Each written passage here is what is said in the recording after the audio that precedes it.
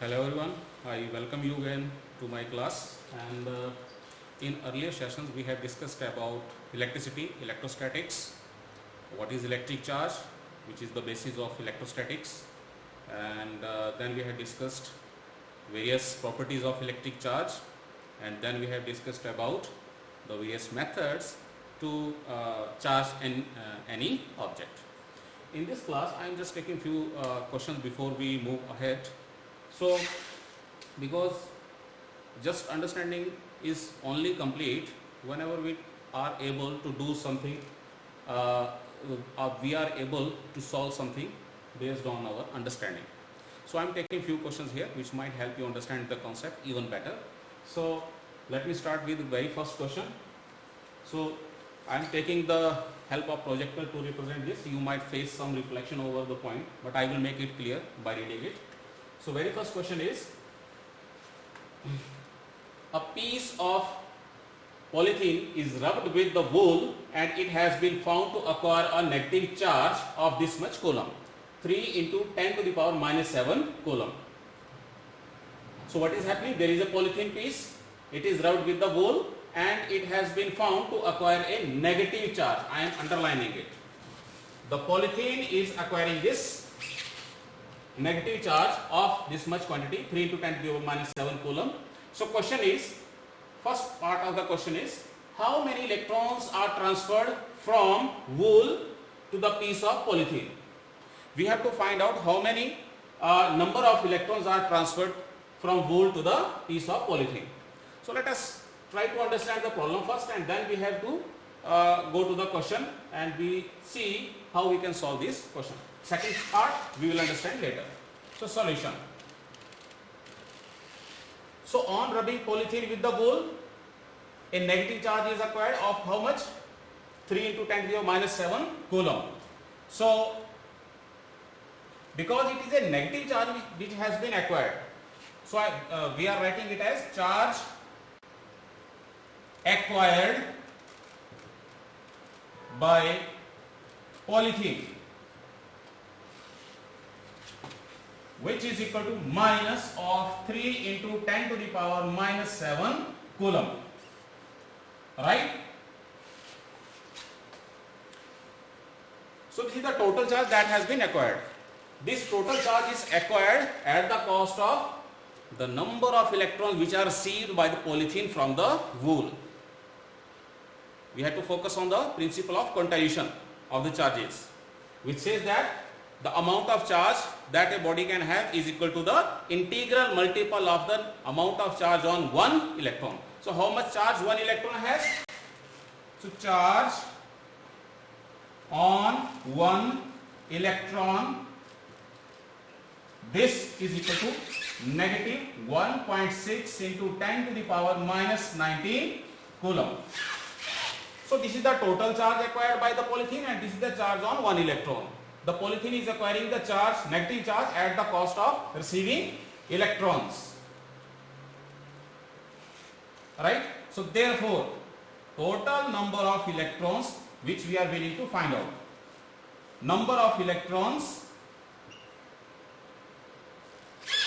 on polythene, transferred on polythene, this is equal to total charge, which is minus 3 into 10 to the power minus 7 coulomb divided by charge on one electron. We simply divide it by charge on one electron. So, it is minus 1.6 into 10 to the power minus 19 coulomb. So, we make some calculation and we get a simple result here about this number of electrons. The number of electrons you can get as, you can make this calculation at your own self. I leave this to yourself. So, this is the way how we understand the situation and we identify what quantities are given and what method we have to adopt in order to solve the problem. So, charge on one electron, this has to divide the charge, total charge which is acquired by the polythene. So, therefore, number of electron comes out to be here this much. There must be some number, you can make this calculation. I can just write the order and order is about If you take this 10 to the power minus 19, we get 10 to the power 12. in terms of order. You will get some number here. So this is the total number of electron which it will receive. I am just giving it name n. Suppose I am giving it name n. Okay. Now the second part of the question is, this is the first part of question. Second part of question is there a transfer of mass? The question is asking that, is there any transfer of mass to or from boule, from or to polythene? Both situations are considered. You have to answer whether the mass is transferred. If yes, from where to where? If yes, how much? And if your answer is yes, that mass is transferred, then you have to calculate the how much mass is transferred. So on rubbing, this is the case of frictional electricity, in which electrons are transferred from one which is having the lower work function to the other one which is having the higher work function. So with the electron, both of its characteristics, its charge as well as its mass goes along with it. So charge we have calculated, now we have to calculate mass. So therefore there is, we can say that on rubbing the polythene with the boule, there is a transfer of mass from boule to the polythene, because it is the polythene which is acquiring the electrons. So the mass which is associated with these number of electrons is also transferred to the polythene. So therefore we can simply write, yes, mass transferred from boule to polythene, which is given by m is equal to the number of electrons. For the simple case, I am just writing it n as we have calculated, which is of order of 10 to the power 12. You may calculate it. I am just writing the symbol n here. So n into how much mass an electron have? It is about 9.1 into 10 to the power minus 31 kilogram. One electron multiplied by total number of electrons. This will give you the total mass that has been transferred from boule to the polythene. So that was the first question. Okay, let me take the second question.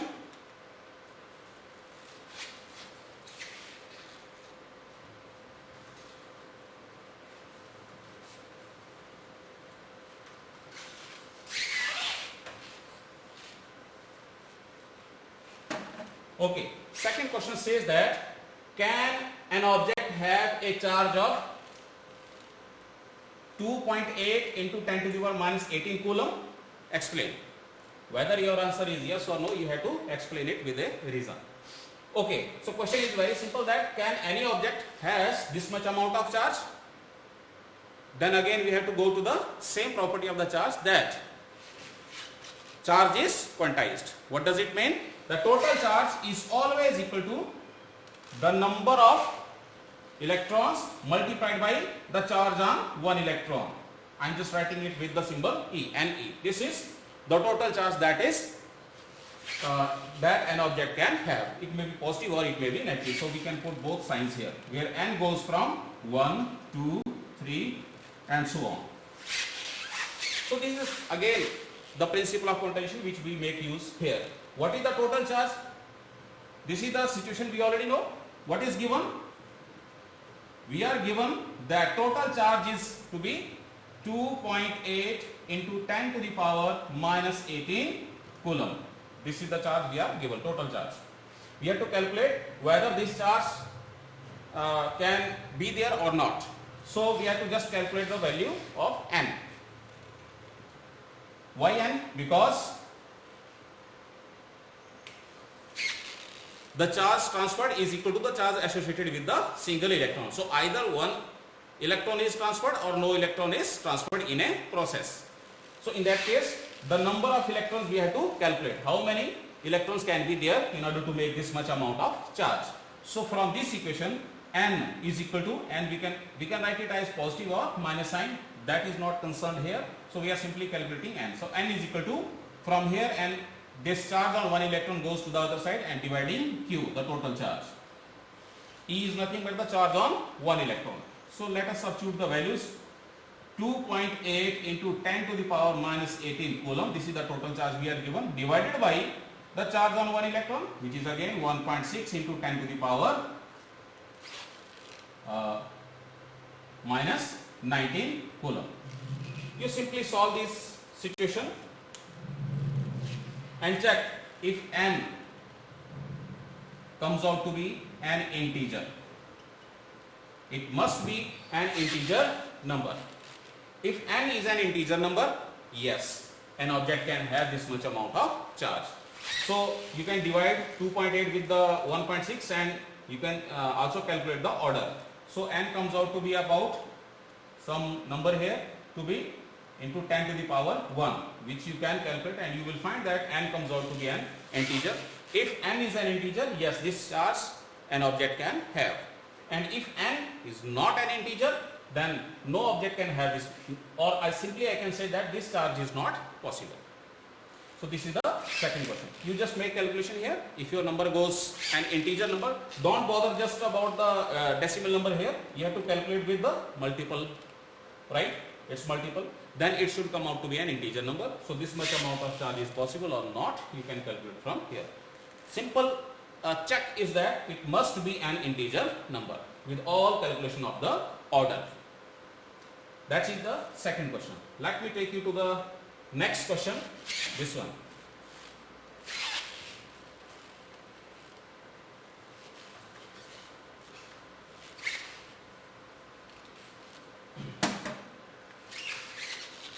Okay, question says that two students are experimenting with two neutral objects. There are two neutral objects which are not having any kind of charge, positive or negative. So two students are experimenting with two such neutral objects. One of the two objects is a rubber balloon, just like this as shown in the picture, and the other one is the sample of animal fur, you know. Okay, so these are the two objects which are taken by these two students while they are experimenting with it. What do they? They rub the two together. These two objects are rubbed by the students, and balloon. Keep this thing in mind. Balloon. It becomes charged negatively, and the fur becomes charged positively. So after rubbing, what charge the balloon and fur acquire? Here are they given, right? So understand the situation first. Then what is said? Complete the analysis of this situation. So we have to analyze the situation, what is happening, and forward reason. Okay, so we see this diagram is already given in the question. This is the part of the question. So this is the balloon, rubber balloon, and this is the animal fur. This is the situation before rubbing, and this is the situation after rubbing.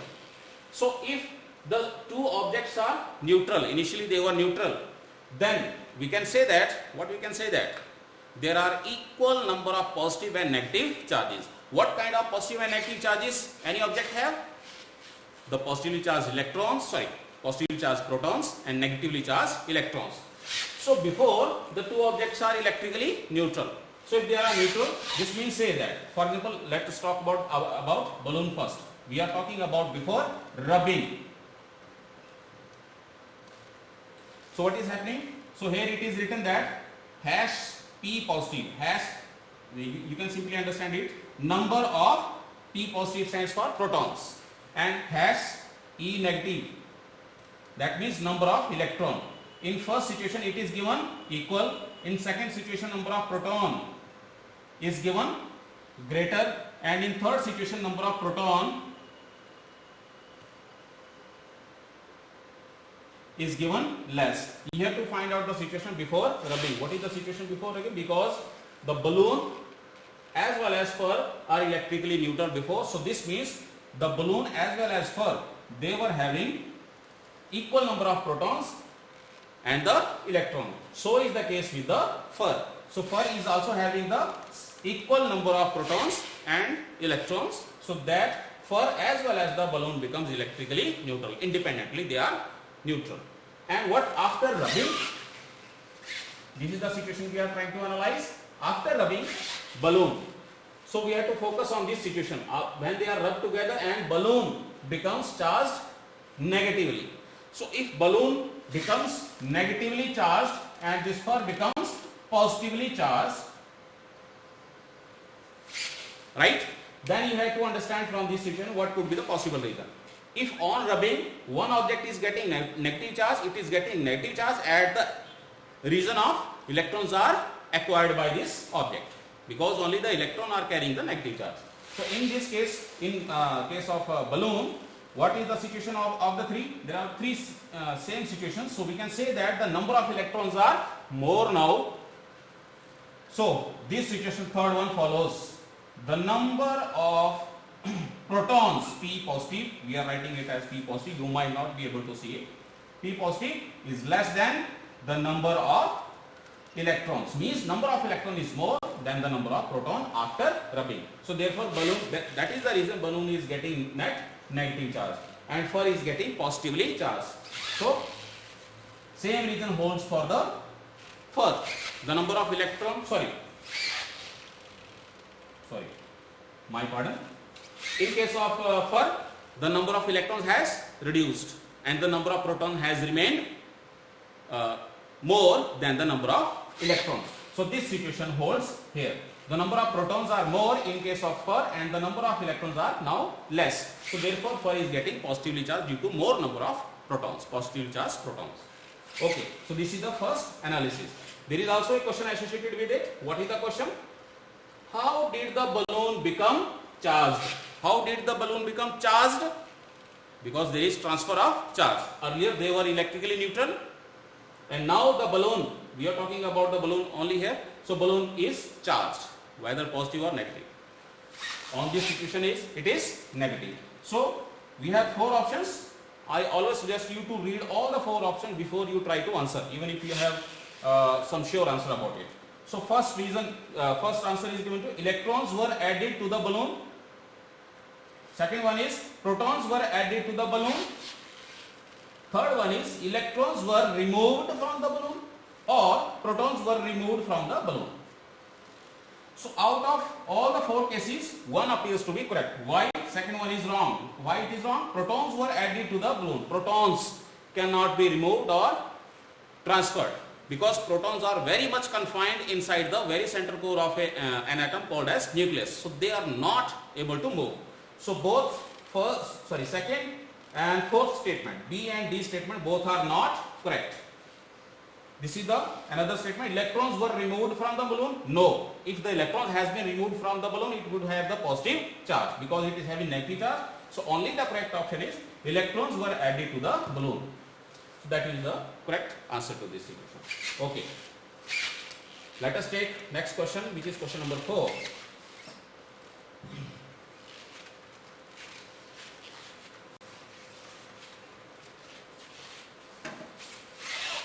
Question number 4 is another very interesting and simple question. How can you charge a metal sphere positively without touching it? So here we have to charge a metallic sphere, as we had discussed earlier. We have to charge it positively without touching it.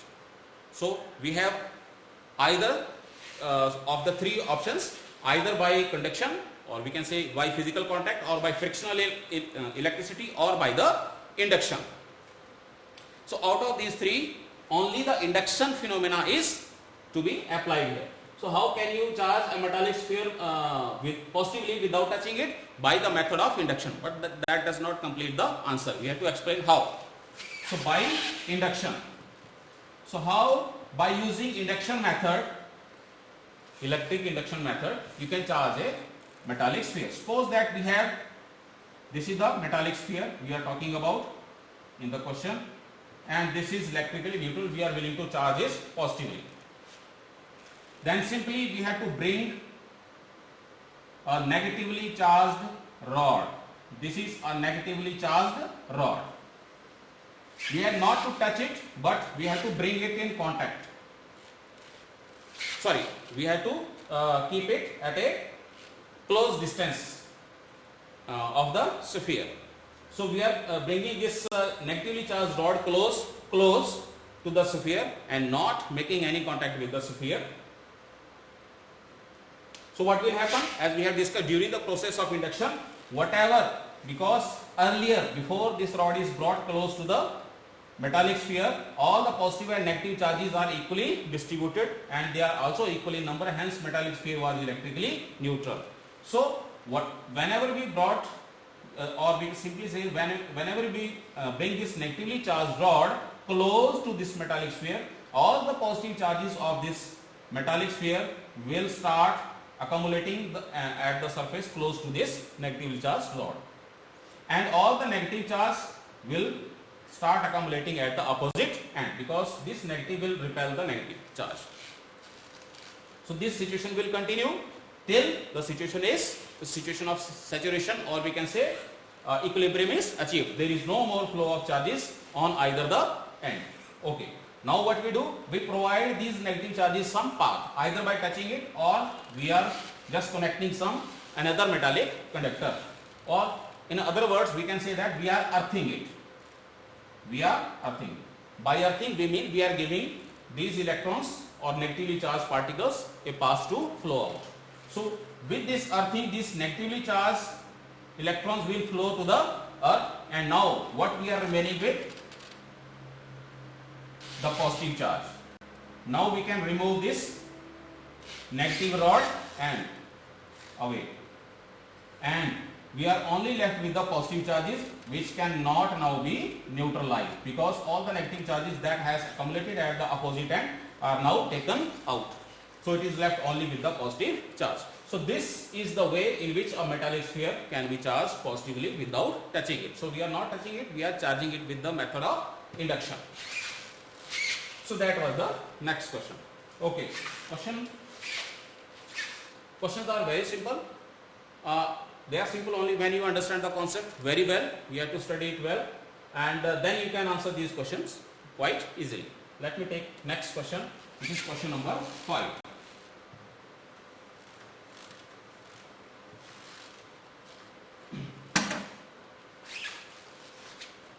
So question is, how much positive and negative charge is there in a cup of water?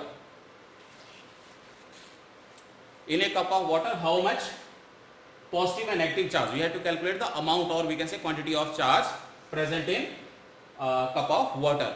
All the positive charge, all the negative charge. So for doing that, it is not given that how much water is there. So for approximation, we take that let the mass of water in cup is equal to approximately 250 gram. We can just take it approximately 250 gram, which is the general case. Okay. Now let us proceed further. So in order to make the calculation on the charges, we need to consider the molecular mass or molar mass. We already know that for water, one molecular mass of water, for water, one molecular mass is equal to 18 gram. So how many moles are there? Molecular mass means moles.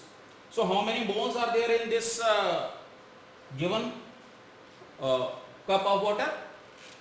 So therefore, number of moles in cup of water.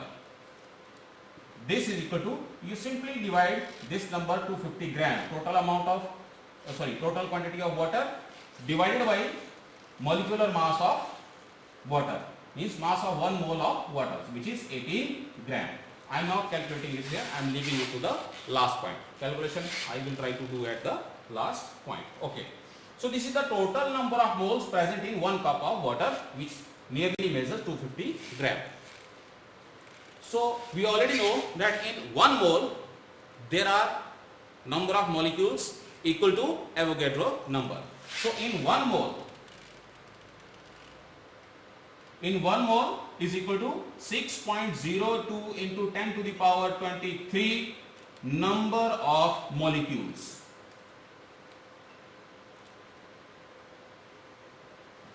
So this is the total number of molecules present in 1 mole. we have total number of moles equal to this much. So in this much number of moles, how many number of molecules will be there? We simply multiply the number. Therefore, total number of molecules in a cup of water is given by simply total number of moles present in 1 cup of water, which is 250 gram upon 18, multiplied by the number of molecules present in 1 mole, which is 6.02 into 10 to the power 23. So this is the total number of molecules present in 1 cup of water. So these are the total number of molecules. But charge, either positive or negative, is calculated by knowing the number of protons and number of electrons present in a molecule. Okay. So this is the total number of molecules present in a cup of water. In every molecule of water, which is written as H2O, this is one molecule of water. It contains 2 hydrogen atom and 1 oxygen atom. In every hydrogen atom there is 1 proton, 1 electron. So in 2 hydrogen atoms there are 2 protons and 2 electrons. So I am writing it as protons present in hydrogen. This is equal to 2 protons, and electrons, there are also 2 electrons. And in oxygen there are 8 protons and 8 electrons. So in all, how many positive charge carriers are there, or we can say positive charges are there, how many positive charges are there in one molecule together, H2O of water? This is equal to, in terms of protons, how much charge is there? 8 protons plus 2 protons makes 10 protons. And similarly, 2 electrons plus 8 electrons makes 10 electrons. So in every molecule of water, there are 10 protons and 10 electrons. Then how many number of molecules we have? This much. We can simply calculate the total charge associated, positive charge associated with the 1 cup of water by multiplying this number with the total number of molecules. In every molecule, this is the total number of positive charge, this is the total number of negative charge. So I am writing it here. Therefore, total charge is given by, because every molecule of water is electrically neutral, so it will have equal number of positive charge as well as the equal number of negative charge. So I am just calculating the magnitude of charge here. So total number of molecules, 250 gram divided by 18 gram into 6.02 into 10 to the power 23. So this is the total number of molecules. Every molecule is having this much number of positive charge, or we can say same number of negative charge. So into 10, this is the amount of, or we can say this is the number of positive charge particles this 1 cup of water will have. And if we have to calculate the charge, positive charge, we simply multiply it by the charge on 1 proton, which is 1.6 into 10 to the power minus 19 coulomb. You make this calculation, you will get the total charge. It will be approximately 1.34 into, you have to calculate this. So this order you have to calculate. You can calculate that one. So total charge is given by this much. It is the same positive charge and the same amount of negative charge is there in the 1 cup of water. We are talking about the total charge. So total positive charge 1.34 into some order, and total negative charge 1.34 into same order. So that is the total positive and negative charge in 1 cup of water. You can calculate the same by the same method the amount of total charge present in for example 50 gram of iron or 25 gram of copper, or in any kind of material. You should only know the molecular mass of that particular substance and how many protons and electrons are there in every molecule of that particular substance which is given in the question.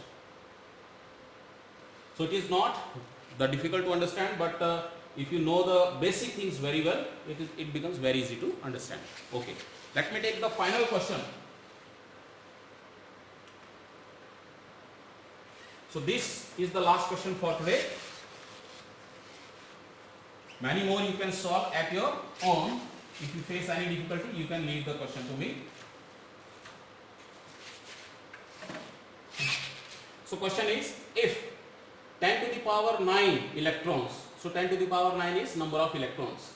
If 10 to the power 9 electrons move out of a body to another body, means this much number of electrons are transferred.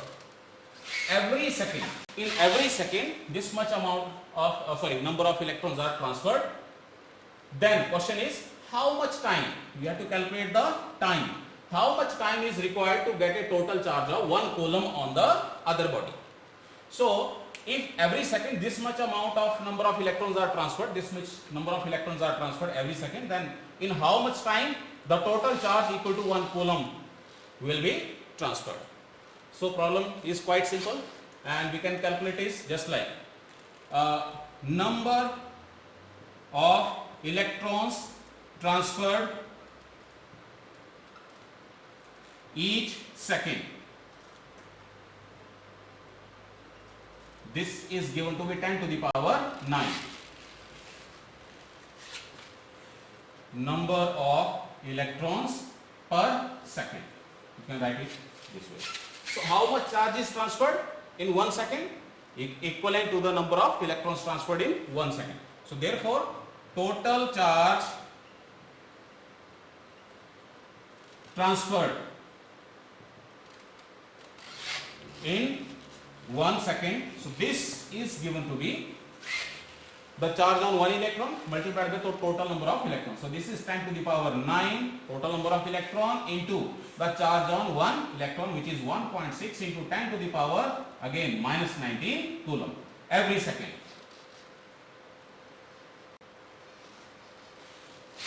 So each second, this is the total amount of charge which is transferred. I am not calculating it here, we just leave it for now. We have to calculate the total time it will require to make a charge of 1 coulomb, right? So if every second this is the amount of charge transferred, then in order to make this much amount of charge, the time required is time required is equal to total charge 1 coulomb, total charge is 1 coulomb divided by the charge transferred every second. So this is equal to 1.6 into 10 to the power minus 19 into 10 to the power 9. Calculation you can make, this is coulomb per second, so it becomes the total amount of total time that is required to make the 1 coulomb of charge at this rate, if the rate of transfer of charge is this. So you can make the simple calculation. It approximately comes out to be 6.25 into 10 to the power, you can make this approximation, 10 to the power 10 or 11 approximately. You can make this calculation at your own seconds, in seconds. This is the time required in seconds. You can convert this to years, then into days, then into just like that. Okay, so let us just convert into years. How many years are required? Because this is a very large number. So 6.25 into 10 to the power 12. Please make this calculation. I am not sure about it. I leave this up to you. So this is the time in seconds into divided by how many number of days are there? 365 into how many hours are there? 24 into how many seconds are there? 3600 seconds. So this becomes years. We have calculated the second for the years. So we are dividing it. This is the division. So this comes out to be approximately 198 years. So you can see, to make a charge of 1 coulomb at this much of rate, we need about approximately 200 years. So in that time only the 1 coulomb of charge will accumulate.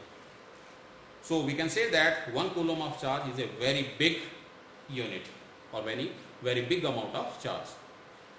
Okay, so thank you. In the next session we will discuss about the Coulomb's law. Till then I request you to just have a good look at this video again and try to solve more questions at your own. If you face any difficulty, you can leave the question to me, and on the coming session we will take the Coulomb's law. Thank you.